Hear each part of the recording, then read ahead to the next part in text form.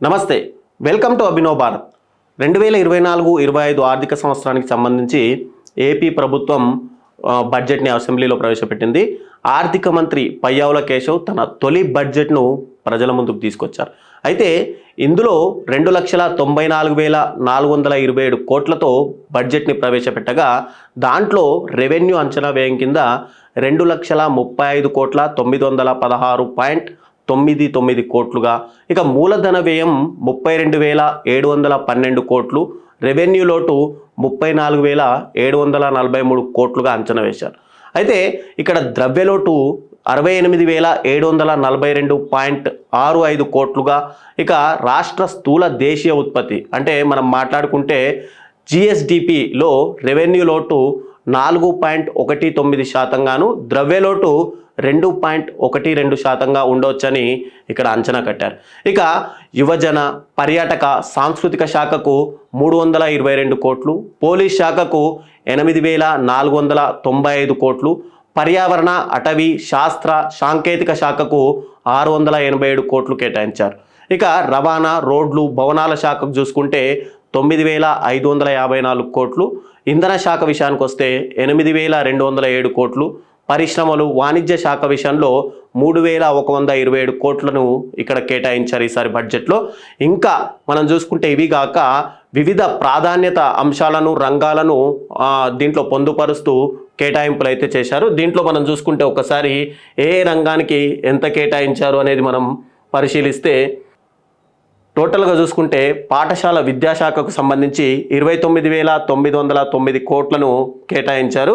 ఇక పరిశ్రమల శాఖకు 3,127 కోట్లు, తర్వాత గృహ నిర్మాణ రంగానికి 4,102 కోట్లు, ఉన్నత విద్యాశాఖకు 2,326 కోట్లు, తర్వాత స్కిల్ డెవలప్మెంట్ కోసం 1,215 కోట్లని, తర్వాత మహిళా స్త్రీ శిశు సంక్షేమ శాఖ కోసము 4,285 కోట్లని కేటాయించారు. ఇక బీసీ సంక్షేమానికి వస్తే 39,007 కోట్ల రూపాయలని ఇక్కడ బీసీ సంక్షేమం కోసం ఈసారి బడ్జెట్లో అయితే పొందుపరిచారు. ఇక షెడ్యూల్ కులాల సంక్షేమం కోసము 18,497 కోట్ల రూపాయలని ఈసారి బడ్జెట్లో పొందుపరిచారు. ఇక షెడ్యూల్ తెగల కోసం చూసుకుంటే కనుక 7,557 కోట్ల రూపాయలని ఈసారి బడ్జెట్లో మెయిన్గా ప్రాధాన్యత ఇచ్చారు. ఇక అల్పసంఖ్యాక వర్గాల సంక్షేమానికి చూసుకుంటే 4,376 కోట్ల రూపాయలతో ఈసారి బడ్జెట్లో పొందుపరిచారు. ఇక పంచాయతీరాజ్ గ్రామీణాభివృద్ధి శాఖలకు సంబంధించి 16,739 కోట్లు, అంటే ఇది పవన్ కళ్యాణ్ శాఖకు సంబంధించి ఈసారి కేటాయింపులు కూడా భారీగానే జరిగాయని చెప్పుకోవచ్చు. ఇక జలవనరుల శాఖకు సంబంధించి 16,705 కోట్ల రూపాయలని ఈసారి పొందుపరిచారు. ఇక రాజధానిలో మౌలిక సదుపాయాల కల్పన కోసం 15,000 కోట్ల రూపాయలు, ఈ 15,000 కోట్ల రూపాయలని ఈసారి కేవలం అప్పు రూపేణ అంటే ప్రపంచ బ్యాంక్ ప్రతినిధులు ఆల్రెడీ రాష్ట్రానికి వచ్చి వెళ్ళారు కాబట్టి ఈ ఏదైతే 15,000 కోట్ల రూపాయలు ఉన్నాయో వీటిని అప్పు కిందనే ఈసారి బడ్జెట్లో అయితే చూపించారు. ఇక పురపాలక పట్టణాభివృద్ధి శాఖ కోసము టోటల్గా 11,490 కోట్లని ఈసారి కేటాయించారు. ఇక మరోవైపు వైద్య ఆరోగ్య శాఖకు సంబంధించి 18,421 కోట్లని, ఇక వ్యవసాయ అనుబంధ రుణాలకు సంబంధించి 11,855 కోట్లని ఈసారి బడ్జెట్లో అయితే పొందుపరిచారు. ఇక రోడ్లు భవనాల శాఖకు సంబంధించి 9,554 కోట్లని ఈసారి బడ్జెట్లో మెయిన్గా ప్రాధాన్యత ఇచ్చారని చెప్పుకోవచ్చు. టోటల్గా అంటే గత వైసీపీ హయాంలో రోడ్లు ఏవైతే గుంతలమయంగా మారిపోయిందో కేవలం అంటే 1 కిలోమీటర్ దూరానికే దాదాపు 20 నుంచి 30 నిమిషాల సమయం పడుతుంది అంటూ కూడా గతంలో సోషల్ మీడియా వ్యాప్తంగా కూడా మనం మీమ్స్ తయారు చేసి మరీ చూసాం. దానికోసం మెయిన్గా ఈ గుంతల రోడ్లని పూడ్చడమే అటు కూటమి సర్కారు ధ్యేయంగా ఈసారి బడ్జెట్లో ఎక్కువ మొత్తంలో కేటాయించారు. ఇక నెక్స్ట్ ఇంధన శాఖకు సంబంధించి 8,207 కోట్లని, ఇక పాఠశాల విద్యాశాఖకు సంబంధించి మెయిన్గా 29,909 కోట్లు, అంటే విద్యాశాఖకు కూడా ఈసారి బడ్జెట్లో ప్రాధాన్యత ఇచ్చారని చెప్పుకోవచ్చు. ఇక పరిశ్రమల శాఖకు 3,127 కోట్లని ఈసారి పొందుపరిచారు. ఇక గృహ నిర్మాణ రంగానికి సంబంధించి 4,102 కోట్లు. మెయిన్గా చూసుకుంటే కనుక కూటమి సర్కారు ఏదైతే బడుగు బలహీన వర్గాలకు సంబంధించి ఇల్లు లేని వాళ్ళకు సంబంధించి టోటల్గా ఇళ్లను కట్టించడమే ధ్యేయంగా ఈసారి దాంట్లో కూడా మెయిన్గా చూసుకుంటే కనుక ఇండ్ల నిర్మాణాని కోసం కూడా బడ్జెట్ని ఎక్కువనే కేటాయించిందని చెప్పుకోవచ్చు. ఇక ఉన్నత విద్యాశాఖకు సంబంధించి 2326 కోట్లను ఈసారి బడ్జెట్లో అయితే పొందుపరిచారు. ఇక నెక్స్ట్ స్కిల్ డెవలప్మెంట్ కోసం మనం ఇందాక మాట్లాడుకున్నట్టు 1215 కోట్లను కేటాయించారు. అయితే ఇక్కడ పూర్తిగా ఆర్థిక శాఖ మంత్రి పయ్యావుల కేశవ్తో పాటు అసెంబ్లీలో నిన్న మంత్రి అచ్చెన్నాయుడు కూడా దాదాపు వ్యవసాయానికి సంబంధించిన బడ్జెట్ని కూడా ప్రవేశపెట్టారు. టోటల్గా 43,402 కోట్లతో వ్యవసాయ శాఖకు సంబంధించిన బడ్జెట్ ప్రవేశపెట్టారు. ఈ సందర్భంగా అటు అచ్చెన్నాయుడు కూడా నిన్న బడ్జెట్ ప్రవేశపెట్టే సందర్భంలో మాట్లాడుతూ రాష్ట్రానికి వ్యవసాయం అనేది ఒక వెన్నెముక, దాంట్లో 62% మంది రాష్ట్ర జనాభాలో వ్యవసాయం మీదే దాని అనుబంధ రంగాలపైన కూడా ఆధారపడి ఉన్నారని, ఇక గత ప్రభుత్వాన్ని విషయానికి వస్తే వ్యవసాయాన్ని పూర్తిగా గాలి కొదిలేసిందని విమర్శించారు. ఇక భూసార పరీక్షలకు తిరిగి మళ్ళీ కూటమి సర్కారు ప్రాధాన్యత ఇస్తుందని, ఇందుకోసం రిమోట్ సెన్సింగ్ టెక్నాలజీని కూడా ఉపయోగిస్తామని చెప్పారు. ఇక రైతులకు సంబంధించి విత్తనాలు కానీ సూక్ష్మ ఎరువులు కానీ వాటి రాయితీలకు పైన అందిస్తామని కూడా ఒక హామీ అయితే ఇచ్చారు. ఇక ప్రాథమిక పరపతి సంఘాల ద్వారా కూడా ఎరువులు పంపిణీ చేస్తామని కూడా చెప్పారు. ఇక టోటల్గా నిన్న వ్యవసాయానికి సంబంధించిన బడ్జెట్లోని ముఖ్య అంశాలు మనం చూసుకుంటే కనుక టోటల్గా వ్యవసాయానికి సంబంధించి రాయితీ విత్తనాల రూపేణ అంటే రాయితీ విత్తనాల కోసం 240 కోట్లని నిన్న కేటాయించారు. ఇక రైతు సేవా కేంద్రాల కోసము 26,92,92 నిన్న రైతు విత్తనాల కోసం కేటాయిస్తే, ఇక వడ్డీ లేని రుణాలకు 628 కోట్ల రూపాయలని నిన్న బడ్జెట్లో ప్రవేశపెట్టారు. ఇక ఇంటిగ్రేటెడ్ అగ్రి ల్యాబ్స్ కోసము 44.03 కోట్లని నిన్న వ్యవసాయ బడ్జెట్లో ప్రవేశపెడితే, ఇక టోటల్గా చూసుకుంటే వ్యవసాయ శాఖ 8,564.37 కోట్లు అయితే ఉద్యానవన శాఖ దాంట్లో చూసుకుంటే 3,469.47 కోట్లుగా కేటాయించారు. ఇక పట్టు పరిశ్రమల కోసం అంటే రైతు అనుబంధానికి సంబంధించిన దాంట్లో పట్టు పరిశ్రమ కూడా మెయిన్ ప్రాముఖ్యత ఉంది కాబట్టి పట్టు పరిశ్రమకు సంబంధించి 108.44 కోట్లని నిన్న బడ్జెట్లో అయితే ప్రవేశపెట్టారు. ఇక పంటల బీమా కోసం 1,023 కోట్లు, వ్యవసాయ మార్కెటింగ్ కోసం మార్కెటింగ్ తదితర దానిల కోసం 314.80 కోట్లను కూడా నిన్న బడ్జెట్లో ప్రవేశం. ఇక సహకార శాఖకు సంబంధించి అనుబంధ శాఖలు అయినటువంటి సహకార శాఖకు 308.26 కోట్లను కేటాయిస్తే, ఇక వ్యవసాయ విశ్వవిద్యాలయం కూడా నిన్న భారీ ఎత్తుల అటు బడ్జెట్లో ప్రాముఖ్యత కల్పించారని చెప్పుకోవచ్చు. దాంట్లో చూసుకుంటే ఎన్జీ రంగా విశ్వవిద్యాలయానికి 507.08 కోట్లని నిన్న బడ్జెట్లో అయితే ప్రవేశపెట్టారు. ఇక భూసార పరీక్షల కోసం 38.88 కోట్లు నిన్న బడ్జెట్లో ప్రవేశపెడితే, ఉద్యాన విశ్వవిద్యాలయం కోసం 102.227 కోట్ల రూపాయలని కూడా నిన్న బడ్జెట్లో అయితే పొందుపరిచారు. ఇక ఉపాధి హామీ అనుసంధానం కోసం 5,150 కోట్లను కూడా నిన్న బడ్జెట్లో అయితే ప్రవేశపెట్టారు.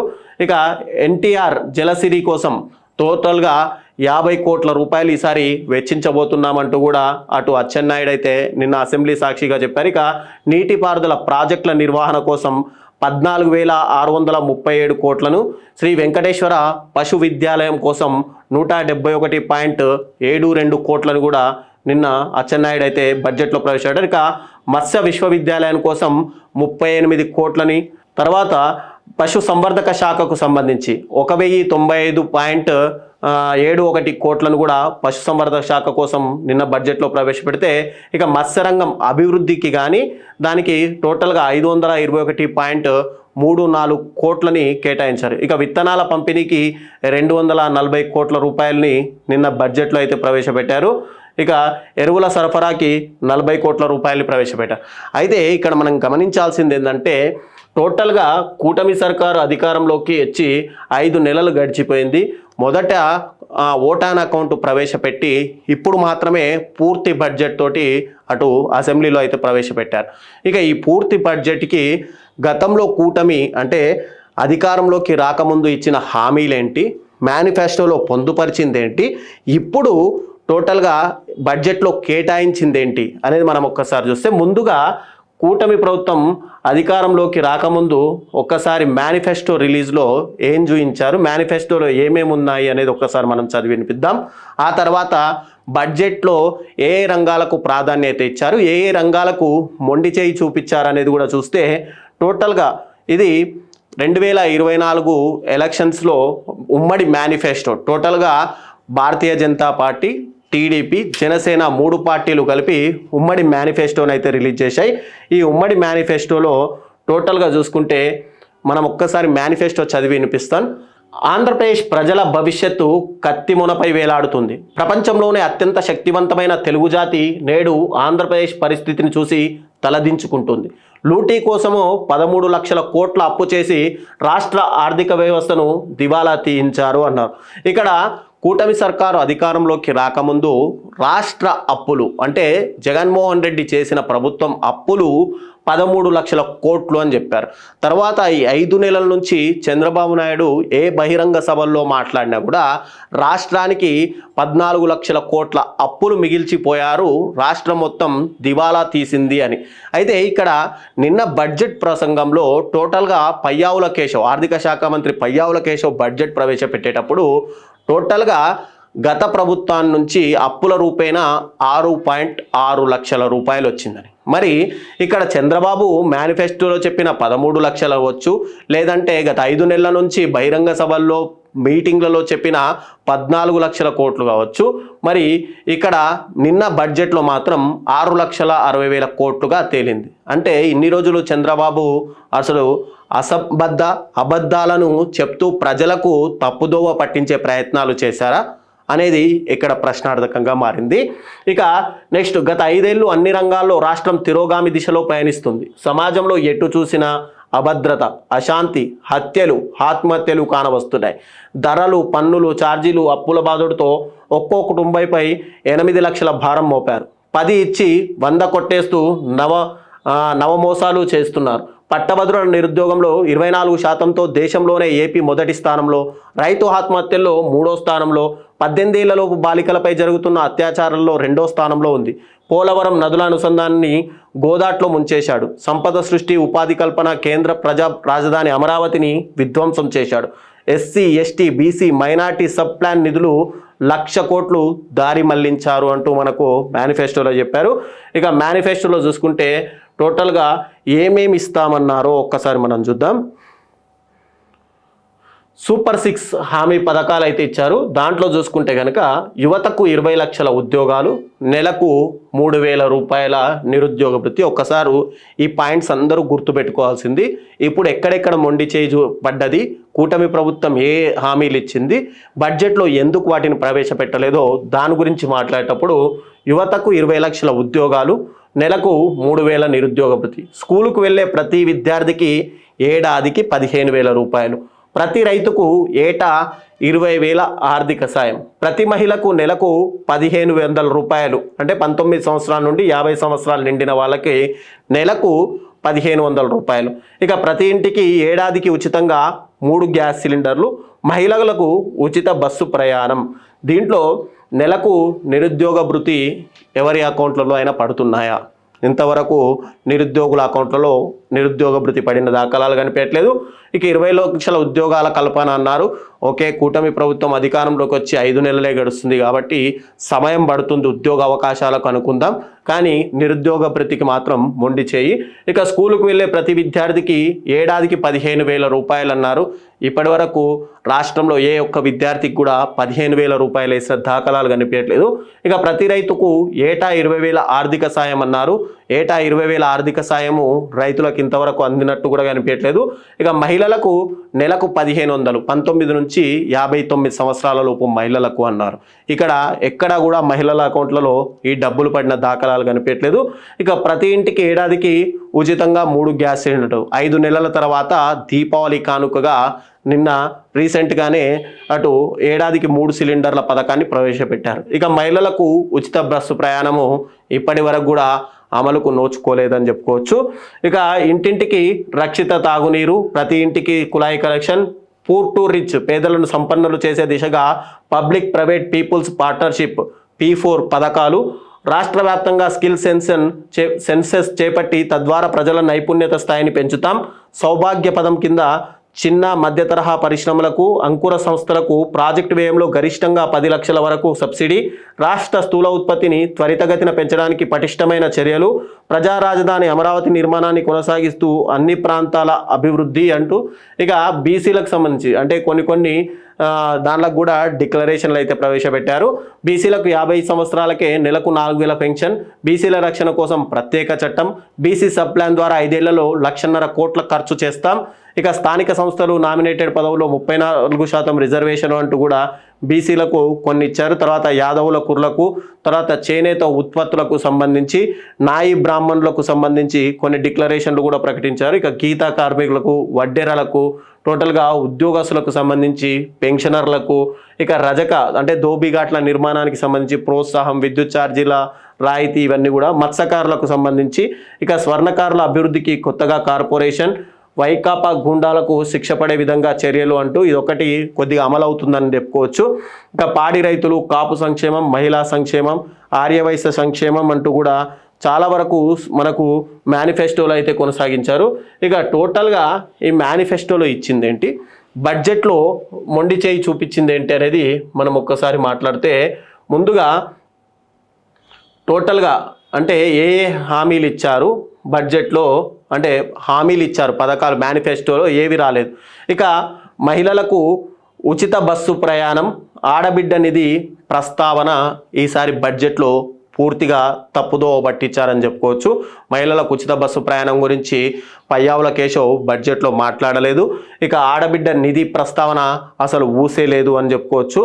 ఇక నెక్స్ట్ చూసుకుంటే కనుక మనకు సౌభాగ్య పథకం, చిన్న మధ్య తరహా పరిశ్రమలు, అంకుర సంస్థలకు ప్రాజెక్ట్ వ్యయంలో 10 లక్షల వరకు సబ్సిడీ అన్నారు. దాన్ని కూడా ఈసారి దాన్ని పొందుపరచలేదు. ఇక పరీక్షలకు ప్రిపేర్ కావడానికి డిజిటల్ లైబ్రరీలు అన్నారు, వాటి ఊసే లేదు. ఇక బీసీ సబ్ ప్లాన్ ద్వారా 1,50,000 కోట్ల ఖర్చు చేస్తామన్నారు, దానికి సంబంధించి ఎక్కడా కూడా నిన్న బడ్జెట్లో ప్రసంగించలేదు. ఇక దామాషా ప్రకారం కార్పొరేషన్లకు కూడా నిధులు కేటాయిస్తామన్నారు, దాన్ని కూడా పూర్తిగా విస్మరించారని చెప్పుకోవచ్చు. స్వయం ఉపాధికి 5 ఏళ్లలో 10,000 కోట్లు ఖర్చు చేస్తామన్నారు, దాన్ని కూడా నిన్న బడ్జెట్లో ప్రవేశపెట్టాలి. ఇక 5,000 కోట్లతో ఆదరణ పథకం పునరుద్ధరణ చేస్తామన్నారు, అది కూడా నోచుకోలేదు. ఇక ఆలయాల్లో పనిచేసే నాయి బ్రాహ్మణులకు 25,000 రూపాయల వేతనం కల్పిస్తామన్నారు, అది కూడా నిన్న అసలు ఎక్కడ బడ్జెట్లో మాట్లాడిన దాఖలాలు కనిపించట్లేదు. ఇక వేట విరామ సమయంలో మత్స్యకారులకు 20,000 సాయం అందిస్తామన్నారు, అది కూడా పూర్తిగా నిన్న ఎక్కడ మాట్లాడినట్టు మనకు కనిపించలేదు. ఇక P4 మోడల్లో మహిళలకు ఆర్థికంగా బలోపేతం చేయడం, దాన్ని కూడా నిన్న విస్మరించారని చెప్పుకోవచ్చు. ఇక అంగన్వాడీలకు సుప్రీంకోర్టు తీర్పు వెనుక గ్రాట్యుటీ అన్నారు, అది కూడా నిన్న పక్కదో పట్టింది. ఇక రైతు భరోసాకు 10,000 కోట్లు కావాలంటే కేవలం అయితే రైతు భరోసా కింద 10,000 కోట్లు టోటల్గా అవసరమైతే అక్కడ 1,000 కోట్లు మాత్రమే నిన్న ప్రభుత్వం దాంట్లో నమోదు చేసింది. ఇక ఆశా వర్కర్లకు కనీస వేతనం పెంపు గురించి ఎక్కడా బడ్జెట్లో ప్రసంగించలేదు. విద్యార్థినులకు కళలకు రెక్కలు పథకం ద్వారా రుణాల గురించి కూడా నిన్న బడ్జెట్లో ఎక్కడా ప్రసంగించలేదు. ఇక ప్రభుత్వ ఉద్యోగులకు అధికారంలోకి వచ్చిన వెంటనే ఐజర్ని ఇస్తాము అన్నారు, ఇప్పుడు అది కూడా నిన్న బడ్జెట్లో అటు పయ్యావుల కేశవ్ దాని గురించి ప్రసంగించలేదు. ఇక CPS GPS విధానాన్ని సమీక్షించి ఆమోదయోగ్యమైన పరిష్కారాలు తీసుకొస్తామన్నారు, అది కూడా నిన్న ఎక్కడా మాట్లాడలేదు. తక్కువ జీతాలు పొందే అవుట్సోర్సింగ్, కాంట్రాక్ట్, కన్సాలిడేటర్ ఉద్యోగులకు టోటల్గా కన్సాలిడేటర్ ఉద్యోగులకు సంబంధించి ప్రభుత్వ పథకాలు వర్తిస్తాయి అన్నారు. టోటల్గా కూటమి సర్కార్ అధికారంలోకి వచ్చిన తర్వాత అటు వాలంటరీ వ్యవస్థ కావచ్చు, సచివాలయ వ్యవస్థ కావచ్చు, పూర్తిగా దాన్ని నిర్లక్ష్యం వహించారని చెప్పుకోవచ్చు. ఇక వాలంటీర్లను అయితే 5,000 జీతాలు ఉన్న వాళ్ళని 10,000 రూపాయలు మేము గౌరవ వేతనం కింద తీసుకుంటామని చెప్పారు. ఇక్కడ రీసెంట్గా పవన్ కళ్యాణ్ కూడా మాట్లాడుతూ అంటే వాలంటీర్లు వేరే, సచివాలయ ఉద్యోగులు వేరేనా అని మాట్లాడడం చూస్తుంటే కనుక ఇక్కడ రాష్ట్ర సర్కారు వీళ్ళను కూడా పక్కదో పట్టించిందనే చెప్పుకోవచ్చు. ఇక వాలంటీర్ వ్యవస్థ పూర్తిగా రాష్ట్రంలో కనుమరుగయ్యే అవకాశాలు కూడా కనిపిస్తున్నాయి. ఇక ఇదే మనం మాట్లాడుకుంది, వాలంటీర్లకు గౌరవ వేతనం 5,000 నుంచి 10,000 పెంపు గురించి ఎక్కడా మాట్లాడలేదు, వాళ్ళని మళ్ళీ ఉద్యోగాల్లో తీసుకుంటామనే హామీ కూడా ఇవ్వలేదు. ఇక కాపుల సంక్షేమానికి 5 ఏళ్లలో 15,000 కోట్లు అన్నారు. దానికి సంబంధించిన ఊసే లేదు. ఇక నూర్ భాషా కార్పొరేషన్ ఏర్పాటు ద్వారా ఏటా 100 కోట్లు కేటాయిస్తామన్నారు. దానికి సంబంధించి కూడా నిన్న బడ్జెట్ ప్రసంగాలు ఎక్కడా మాట్లాడలేదు. ఇక ఎస్సీ ఎస్టీ బీసీ మైనార్టీలోని 50 ఏళ్లకు 4,000 పెన్షన్ చొప్పున 20 లక్షల మందికి ఏడాదికి 9,600 కోట్లు కేటాయిస్తామన్నారు. దానికి సంబంధించి కూడా టోటల్గా నిన్న బడ్జెట్లో అసలు పయ్యావలకేశం ప్రసంగంలోనే లేదు. ఇక ప్రతి ఆటో డ్రైవర్, ట్యాక్సీ డ్రైవర్, ప్రతి హెవీ లైసెన్స్ లారీ టిప్పర్ డ్రైవర్కు ఏటా 15,000 రూపాయల ఆర్థిక సాయం అని చెప్పారు. అది పూర్తిగా లేదు. ఇక తల్లికి వందనానికి పంగనామాలు పెట్టారు. గతంలో ఏదైతే తల్లికి వందనం ఇచ్చారో వాటిని. ఇక వ్యవసాయ ధరల స్థిరీకరణ నిధి ఏర్పాటు చేస్తామన్నారు. కానీ దాని గురించి కూడా బడ్జెట్లో ఎక్కడ మాట్లాడలేదు. ఇక రాయితీతో సోలార్ పంపు సెట్లు, డ్రిప్ ఇరిగేషన్కు 90% సబ్సిడీ ఇస్తామన్నారు. అది కూడా నిన్న బడ్జెట్లో ఎక్కడ మాట్లాడిన దాఖలాలు కనిపించలేదు. సబ్సిడీపై వ్యవసాయ పరికరాలు 1,00,000 మంది రైతులు కిసాన్ డ్రోన్లకు 342 కోట్లు అన్నారు. అది లేదు. పేదలందరికీ గృహ నిర్మాణానికి పట్టణాల్లో 2 సెంట్లు, గ్రామాల్లో 3 సెంట్ల స్థలం రాష్ట్రంలో అధికారంలోకి రాగానే మంజూరు చేస్తామన్నారు. అది ఇప్పటి వరకు కూడా నోచుకోలేదని చెప్పుకోవచ్చు.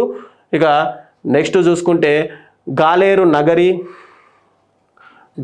నగరి, హంద్రీ నీవా, ఉత్తరాంధ్ర సుజల స్రవంతి, తోటపల్లి రిజర్వాయర్, వంశధార, నాగావళి నదుల అనుసంధానం వంటి ప్రాజెక్టులు శీఘ్రతర నిర్మాణం చేస్తామన్నారు. ఆ మేరకు నిధులు కేటాయిస్తామని కూడా గతంలో మేనిఫెస్టోలోనే పొందుపరిచారు. కానీ వాటికి కూడా అసలు ఎక్కడ ప్రాజెక్టులకు సంబంధించి ఎక్కడ నిన్న మాట్లాడినట్టు కూడా మనకు కనిపించట్లేదు. ఇక ఇవి నెక్స్ట్ చూసుకుంటే రాయలసీమ, ఉత్తరాంధ్ర పెండింగ్ ప్రాజెక్టులు పూర్తి చేసి బడ్జెట్లో అయితే పెద్దగా కేటాయింపు లేవు. పూర్తి చేస్తామని మేనిఫెస్టోలో చెప్పారు కానీ బడ్జెట్లో దానికి కేటాయింపులు లేవు.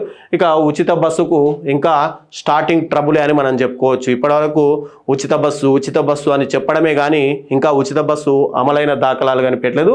ఇక 1 కోటి మందికి నిరుద్యోగ భృతి ఇస్తామన్నారు. అది లేదు. గ్యాస్ కోసం 4,000 కోట్లకు గాను 296 కోట్లే మంజూరు చేశారు. ఏదైతే దీపం పథకం కింద ప్రతి ఇంటికి 3 సిలిండర్ల చొప్పున మనం చూసుకుంటే గనక టోటల్గా అది కూడా బడ్జెట్లో సగానికి సగం కట్ చేశారనే చెప్పుకోవచ్చు. ఇక జాబ్ క్యాలెండర్ ఊసే లేదు. స్వయం ఉపాధిపై స్పష్టత కూడా ఈసారి బడ్జెట్లో ఎక్కడ కనిపించలేదని చెప్పుకోవచ్చు. ఇక నెక్స్ట్ చూసుకుంటే కనుక ఉద్యోగులు, పెన్షనర్లు, మహిళలకు ఇచ్చిన హామీలన్నీ నీట మూటలుగానే మిగిలిపోయాయి అని చెప్పుకోవచ్చు. పేదలకు, సంపన్నులకు చేసే public private peoples partnership P4 పథకాల ఊసే నిన్న ఎక్కడ బడ్జెట్లో మనకు కనిపించలేదు. ఇక టోటల్గా ఆడబిడ్డ ప్రస్తావన కూడా మనకు ఎక్కడా లేదని చెప్పుకోవచ్చు. అంటే కూటమి సర్కారు అధికారంలోకి రావడానికి ఏదైతే గత ప్రభుత్వ వైఫల్యాలు ఎంతున్నాయో మెయిన్గా మేనిఫెస్టోలో కూడా ఇచ్చిన హామీలు కూడా వాళ్ళు అధికారంలోకి రావడానికి మెయిన్గా ఉపయోగపడాయని చెప్పుకోవచ్చు. అటు జనసేనకు 100% స్ట్రైక్ రేట్ రావాలన్నా, టీడీపీకి 93% స్ట్రైక్ రేట్ వచ్చి టోటల్గా 164 స్థానాలతో అటు ప్రజలందరూ కూడా పట్టం కట్టారు అంటే మెయిన్గా ఈ మేనిఫెస్టో పథకాలు కూడా ఒక రీజన్ అని చెప్పుకోవచ్చు. కానీ ఇప్పుడు ఇచ్చిన పథకాలకు కావచ్చు, వాళ్ళు ఇచ్చిన మేనిఫెస్టో కేటాయింపులకు కావచ్చు, ఇప్పుడు బడ్జెట్లో ప్రవేశపెట్టిన టోటల్ బడ్జెట్ విషయంలో కావచ్చు చాలా వ్యత్యాసం కనిపిస్తుంది. ఇక్కడ టోటల్గా చూసుకుంటే చాలా వరకు పథకాల్లో అటు చంద్రబాబు కూటమి సర్కారు ప్రజల్ని తప్పుదో పట్టించిందనే చెప్పుకోవచ్చు.